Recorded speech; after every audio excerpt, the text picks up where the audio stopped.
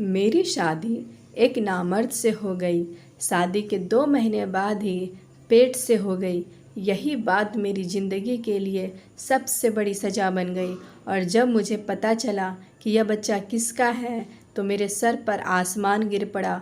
कभी कभी सब कुछ इंसान के सोच से परे होता है और मेरे साथ भी कुछ ऐसा ही हुआ। मेरा नाम सुधा है। मेरी उम्र लगभग 35 साल हो चुकी थी, पर अभी तक मेरी शादी नहीं हुई थी क्योंकि मेरे माँ बाप बचपन में ही गुजर चुके थे और मेरी ऊपर मेरी 2 छोटी बहनों की जिम्मेदारी थी।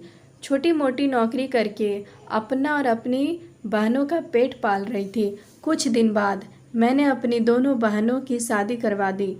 अपनी दोनों बहनों की शादी के बाद अपने अपने घर में अकेली रह गई थी। माँ बाप का साया तो बहुत पहले ही उठ गया था और अब तो मेरी बहनें की शादी भी हो चुकी थी। अकेलेपन की वजह से अब मुझे भी किसी के साथ की ज़रूरत थी।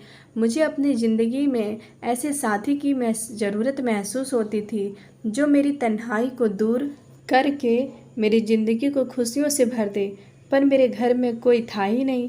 मेरी उम्र ज़्यादा होने की वजह से मेरे लिए कोई रिश्ते भी नहीं आते थे। मेरे दिन यूँ गुजर रहे थे कि एक दिन हुआ यूँ कि एक दिन मैं बाज़ार गई थी। वहाँ मेरी बहुत पुरानी सहेली मिल गई। हम दोनों एक दूसरे से बहुत दिन बाद मिले थे। उसकी शादी हो चुकी थी और उसके बच्चे भी हो गए थे। उसने अचानक मेरी शादी के बारे में पूछा तो मैंने उसे सब कुछ बता दिया। बातों ही बातों में उसने मुझे बताया कि उसका एक भाई है। उसकी उम्र लगभग 40 साल के करीब गई है।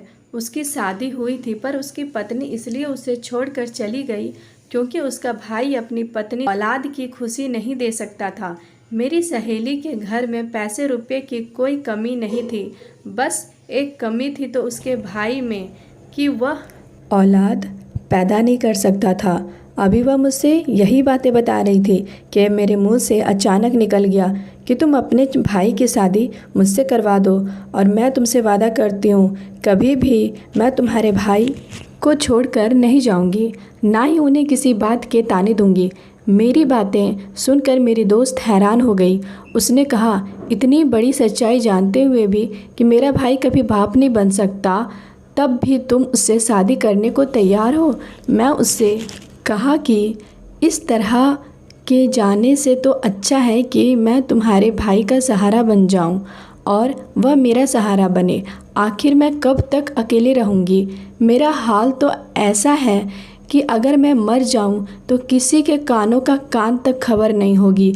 मेरी सहेली मेरा यह फैसला सुनकर तो बहुत खुश हुई क्योंकि उसके घर में किसी औरत की ज़रूरत थी। उसकी माँ बहुत पहले ही गुजर चुकी थी। उसका भाई अपने बूढ़े बाप के साथ रहता था। उसने कहा, ठीक है, मैं यह बात अपने भाई से पूछ कर बताऊँगी। वैसे तुम्हें शादी को पक्का समझो क्योंकि मेरे भाई को तुम्हारे ही जैसे किसी साथी की ज़रूरत है। 1 से 2 दिन गुजरने के बाद मेरी सहेली मेरे घर आई और वह बहुत खुश थी। उसने कहा, भैया शादी के लिए तैयार है पर उनकी एक शर्त है। मैंने घबराकर पूछा, क्या शर्त है? उसने कहा, बस यही कि उसका भाई यह चाहता है कि दुनिया को उसके नामर्द होने की बात कभी ना पता चले। मैंने कहा, बस इतनी सी बात? तुम और तुम्हारे भाई इस बात के लिए बेफिक्र रहो। मैं भला क्यों दुनिया को बताऊंगी कि मेरा पति नामर्द है। अगले कुछ दिनों में मेरी और सुधीर की शादी बड़े धूमधाम से हुई। लोग तो यह देखकर हैरान थे कि एक अकेली लड़की का कैसे इतना अच्छा रिश्ता मिल गया। मैंने यह बात अपनी बहनों को भी नहीं बताई कि मेरा पति नामर्द है। मेरे पति का यह राज मेरे सीने में दफन होकर रह गया था। मैं दुल्हन बनकर सुधीर के घर गई तो यह देखकर हैरान थी कि सुधीर का घर तो एक आलीशान बंगला था। मैं अपनी शादी से बहुत खुश थी क्योंकि मैं तो सपने में भी नहीं सोचती थी कि इतने अच्छे घर में मेरी शादी होगी। मेरा कमरा बहुत अच्छे से सजाया गया था। सुहाग की सेज पर बैठी हुई मैं अपने पति सुधीर का इंतज़ार कर रही थी। जब सुधीर कमरे में आए तो उनके अंदर एक झिझक थी। शायद वह अपने अंदर की उस कमी को लेकर परेशान थे, पर मैं एक मैच्योर औरत थी इसलिए मैंने ही पहल की और उनका हाथ पकड़कर उन्हें यकीन दिलाया कि यह बात कभी भी हमारे कमरे से बाहर नहीं जाएगी और ना ही मैं आपको इस बात के लिए कभी कुछ कहूँगी। मेरे इतना कुछ कहने और समझने के बाद सुधीर का चेहरा खिल उठा।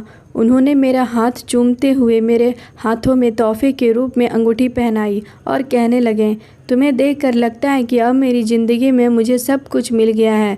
मुझे भी कुछ ऐसा ही लग रहा था कि मैं अपनी ज़िंदगी में बहुत खुश हूँ, मगर मुझे क्या पता था कि आने वाले वक्त मेरे लिए मेरी ज़िंदगी की आजमाइश साबित होगी। मैं और सुधीर अपनी ज़िंदगी में बहुत खुश थे। सुधीर ने मुझे इतना प्यार दिया कि मैं उनके साथ बहुत खुश थी। सुधीर ने मुझे अपनी पहली पत्नी के बारे में सब कुछ बताया। उन्होंने बताया कि जब काफ़ी दिनों तक उन्हें बच्चा पैदा नहीं हुआ तो डॉक्टर को दिखाया गया। डॉक्टर ने सुधीर में बहुत सी कमियां बताएं और जब यह बात सुधीर की पहली पत्नी को पता चला, वह कभी बाप नहीं बन सकता, तो वह उन्हें छोड़कर चली गई। सुधीर ने बताया कि दूसरी शादी के बारे में उन्होंने इसलिए नहीं सोचा कि दूसरी पत्नी भी अगर मुझे छोड़कर चली जाएगी तो मुझे यह सदमा बर्दाश्त नहीं होगा, लेकिन मैंने सब कुछ जानते हुए उनसे शादी की ख्वाहिश का इजहार किया था, इसलिए उन्होंने मुझसे शादी की। मेरे दिल में भी बच्चे की तमन्ना थी, पर मुझे यह बात बहुत अच्छे तरीके से पता थी कि मेरा पति मुझे औलाद नहीं दे सकता, इसलिए मैंने औलाद की ख्वाहिश को अंदर ही मार दिया था और सुधीर को यकीन दिलाया कि मैं आपसे कभी बच्चे की ख्वाहिश नहीं रखूँगी। हर गुजरते दिन के साथ सुधीर के घर में अपनी जगह बनाती जा रही थी। मैं सुधीर और उनके पिता की खूब सेवा करती थी। शाम के वक्त हम सब एक साथ बैठकर चाय पीते। सुधीर को ऑफिस से आने में लेट हो जाता, इसलिए मुझे बोरियत महसूस होती तो मैं अपने ससुर जी से बातें करती। इनका भी दिल बहल जाता और मेरा वक्त गुजर जाता। मेरी शादी को 2 से 3 महीने गुजर चुके थे, पर कुछ दिनों से मुझे महसूस हो रहा था कि मेरी तबीयत कुछ ठीक नहीं है। एक दिन हम सब खाने के टेबल पर बैठे हुए थे, तभी अचानक मुझे चक्कर से आया और मैं गिरते गिरते बची। मेरा हालात देखकर सुधीर ने मुझसे कहा कि लगता है तुम बहुत कमज़ोर हो गई हो, अपने खाने पीने का ख्याल तो रखती नहीं हो ठीक से। खाना खाने के बाद हम तुम्हें डॉक्टर के पास लेकर चलेंगे ताकि तुम्हें डॉक्टर कुछ ताकत की दवाइयाँ दे दे और तुम खाना अच्छे तरीके से खाने लगे और तुम्हारे अंदर की कमजोरी भी दूर हो जाए। मैं डॉक्टर के पास नहीं जाना चाहती थी, पर सुधीर ने मेरी एक न सुनी। ऑफिस जाने के बजाय वह मुझे डॉक्टर के पास लेकर चले गए। डॉक्टर ने मेरा चेकअप किया और चेकअप करने के बाद जो कहा उसे सुनकर तो हम दोनों पति पत्नी सन्न रह गए। डॉक्टर ने बड़ी खुश होकर यह बात सुनाई, पर यह खबर सुनते ही हम दोनों के चेहरे की हवाइयाँ उड़ गई। मैं और सुधीर बहुत ही अजीब नज़रों से एक दूसरे को देखने लगे, क्योंकि मुझे और सुधीर को यह बात बहुत अच्छे तरीके से पता थी कि सुधीर कभी बाप नहीं बन सकते थे। फिर यह बच्चा किसका है? आखिर मैं प्रेग्नेंट हुई कैसे? डॉक्टर के हाथ से सुधीर ने रिपोर्ट ली और बिना कुछ कहे बाजू से मुझे पकड़कर गाड़ी तक ले आए और इतनी तेज़ रफ्तार में गाड़ी चलाई कि मेरी चीख निकल गई। मुझे भी कुछ समझ नहीं आ रहा था कि आखिर हो क्या रहा है। हम दोनों घर पहुँचे तो मेरे ससुर जी मेरे इंतज़ार में बाहर बैठे हुए थे। हम दोनों को घर आता देख फिक्रमंदी से पूछने लगे, अब बहू की तबीयत कैसी है? डॉक्टर ने क्या कहा है? सुधीर के गुस्से का पारा हाई था। उन्होंने गुस्से में कहा कि आपकी बहू प्रेग्नेंट है, जबकि यह बात मैं बहुत अच्छे तरीके से जानता हूँ कि यह बच्चा मेरा नहीं है। सुधीर की बातें सुनते ही मेरे ससुर जी कहने लगे, तुम यह कैसी बातें कर रहे हो? मैं हॉल में ही बेहोश हो गई। मुझे इससे ज़्यादा बर्दाश्त करने की हिम्मत नहीं थी। मैं बेकसूर थी, लेकिन मेरे पति चीख कर मुझे बेइज्जत कर रहे थे। सुधीर की बात सुनकर मेरे ससुर जी गुस्से में कहने लगे, थोड़ा सोच समझ कर बात किया करो और इस तरह अपनी पत्नी पर इल्ज़ाम लगाने से पहले कुछ तो शर्म करो। अपने ससुर की बातें सुनकर मुझे थोड़ी हिम्मत मिली और मैंने रोते हुए कहा, मैं नहीं जानती हूँ यह बच्चा मेरे पेट में कैसे आया, लेकिन मैं इतना ज़रूर जानती हूँ कि आपके सिवा मेरी ज़िंदगी में कोई नहीं है। सुधीर ने गुस्से में कहा, तुम तो चुप ही रहो। आज मुझे समझ में आया कि आखिर तुम्हारी शादी क्यों नहीं हो रही थी, और तुमने मुझसे शादी इसलिए की क्योंकि तुम्हें अच्छे तरीके से पता था कि मैं कभी बाप नहीं बन सकता, इसलिए मैं तुम्हारे हर जुर्म को बर्दाश्त कर लूँगा। लेकिन तुम गलत थी, क्योंकि मैं इतना बेवकूफ़ नहीं हूँ कि किसी और के बच्चे को अपना नाम दूँ। इसलिए बेहतर यही होगा कि तुम अभी और इसी वक्त अपना सामान उठाओ और यहाँ से चली जाओ। मेरे ससुर जी ने सुधीर को समझाने की बहुत कोशिश की, पर सुधीर गुस्से में पागल हो चुका था। वह कुछ भी जानना और समझने को तैयार नहीं था। सुधीर ने गुस्से में मेरा हाथ पकड़ा और आधी रात को मुझे बाहर निकाल दिया। मेरे रोते बिलखते अपने घर वापस आ गई। मेरा और सुधीर का रिश्ता जहाँ से शुरू हुआ था शायद वहीं पर ख़त्म होने वाला था। यह सब सोचते सोचते मेरी तबीयत बिगड़ रही थी, पर मुझे अभी भी सुधीर की परवाह थी, क्योंकि मैं उससे बहुत प्यार करती थी। मैं सारी रात रोते ही रह गई और रोते रोते न जाने कब मेरी आंखें लग गई, मुझे पता ही नहीं चला। मेरी आंख उस वक्त खुली जब दरवाजे पर दस्तक हुई। मैंने दरवाज़ा खोला तो सामने मेरी नंद खड़ी थी, रोते हुए गले लग गई। रोते रोते मैं उससे कह रही थी कि मैं बेकसूर हूँ और मुझे नहीं पता था कि यह बच्चा मेरे पेट में कैसे आया। मेरी सहेली जो कि मेरी नंद भी थी, वह मुझे समझाते हुए कहने लगी, तुम चिंता मत करो, सब कुछ ठीक हो जाएगा। मेरी सहेली मुझे समझा कर चली गई। मुझे अपनी सहेली की बात पर बिल्कुल भी यकीन नहीं था कि आखिर सब कुछ कैसे ठीक कर सकती है। बहुत सोचने विचारने के बाद मेरे दिमाग में यह बात आई, कहीं मेरे ससुर ने तो मेरे साथ कुछ गलत नहीं किया, क्योंकि शादी के बाद मेरी ज़िंदगी में सुधीर के अलावा अगर कोई मर्द था तो वह मेरे ससुर जी ही थे। पूरे दिन रात वही मेरे साथ रहते थे। सुधीर तो ऑफिस से घर आने में कभी कभी रात के 12 बजा देते थे। रात का खाना खाने के बाद मैं अपने कमरे में जाकर सो जाती थी, तो मेरे ससुर जी कहीं मेरे साथ यह सब सोचते ही मेरे रोंगटे खड़े हो जाते। उनका मेरे ऊपर प्यार जताना और हद से ज़्यादा ख्याल रखना आज मुझे खटक रहा था। इसी सोच विचार के साथ किसी तरह मैंने एक हफ़्ता गुजार दिया और हर गुजरते दिन में भगवान से बस यही प्रार्थना करती थी कि भगवान मुझे बेकसूर साबित कर दो और मैं अपने पति के साथ दोबारा अपनी ज़िंदगी शुरू कर सकूं। मेरी दोनों बहनें अपनी ज़िंदगी में ऐसे मगन थी कि उन्हें मेरी ज़रा भी परवाह नहीं थी, जबकि मैंने उन्हें माँ बाप की तरह पाला था। एक हफ़्ते बाद जब मेरी नंद मेरे पति सुधीर के साथ मुझे लेने के लिए मेरे घर आई, सुधीर को दरवाजे पर देखकर मैं हैरान रह गई। मुझे कुछ समझ ही नहीं आ रहा था कि आखिर सुधीर मुझे लेने आए कैसे, लेकिन मेरे लिए तो बस इतना ही काफ़ी था कि मुझे दोबारा सुधीर की ज़िंदगी में शामिल होने का मौका मिल रहा था।